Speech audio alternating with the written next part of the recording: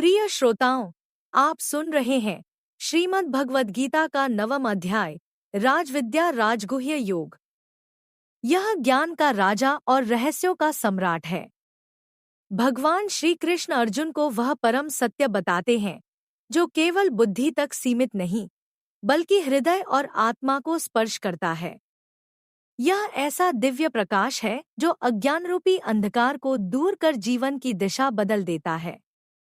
श्री कृष्ण प्रेम पूर्वक कहते हैं, हे अर्जुन, तू मेरा प्रिय भक्त है, इसलिए मैं तुझे यह परम गोपनीय ज्ञान विज्ञान सहित बताता हूँ।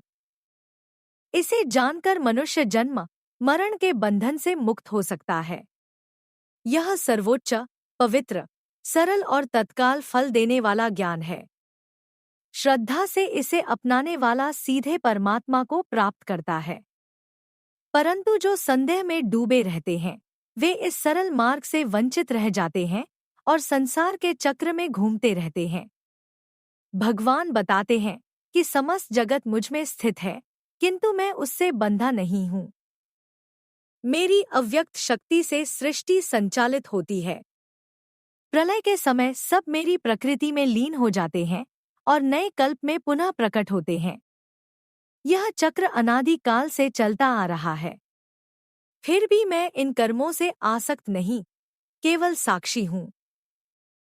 जो मुझे केवल मानव रूप में देखते हैं वे मेरे दिव्य स्वरूप को नहीं पहचानते, परंतु महात्मा मेरी वास्तविकता को समझते हैं और एकनिष्ठ भक्ति में लीन रहते हैं। वे निरंतर मेरा स्मरण, कीर्तन और प्रणाम करते हैं। कुछ मुझे निराकार ब्रह्मा मानकर पूजते हैं, कुछ विभिन्न देव रूपों में। वास्तव में मैं ही यज्ञ, मंत्र, अग्नि और फल हूँ। मैं ही पिता, माता, धारण करने वाला और सच्चा मित्र हूँ। मैं ही आरंभ, मध्य और अंत हूँ। जो लोग स्वर्ग की कामना से कर्म करते हैं वे स्वर्ग का सुख भोग कर पुनः पृथ्वी पर लौट आते हैं, किंतु जो अनन्य भक्ति से मुझे भजते हैं उनका योग क्षेम मैं स्वयं वहन करता हूँ। अन्य देवताओं की पूजा भी अंततः मुझे ही प्राप्त होती है, पर सीमित फल देती है। मेरे भक्त सीधे मुझे प्राप्त करते हैं। यदि कोई प्रेम से पत्र, पुष्प, फल या जल अर्पित करे, मैं उसे स्वीकार करता हूँ। भाव ही मुख्य है, वस्तु नहीं। हे अर्जुन, अपने सभी कर्म, भोजन, दान और तप मुझे अर्पित कर। इससे तू शुभ, अशुभ फलों से मुक्त हो जाएगा। मैं सब में समान हूँ, पर जो प्रेम से भजता है वह मुझ में स्थित होता है और मैं उसमें। यहाँ तक कि यदि अत्यंत पापी भी सच्चे मन से मेरी शरण ले तो वह शीघ्र ही धर्मात्मा बन जाता है। मेरा भक्त कभी नष्ट नहीं होता। स्त्री, वैश्य, शूद्र या कोई भी यदि श्रद्धा से मेरी शरण आए परम गति प्राप्त कर सकता है।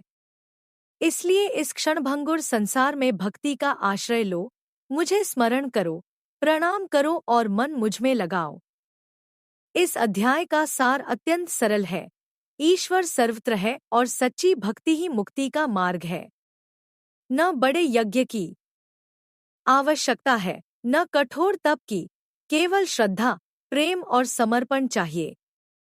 जब हर कर्म ईश्वर को अर्पित हो जाता है तब जीवन स्वयं यज्ञ बन जाता है।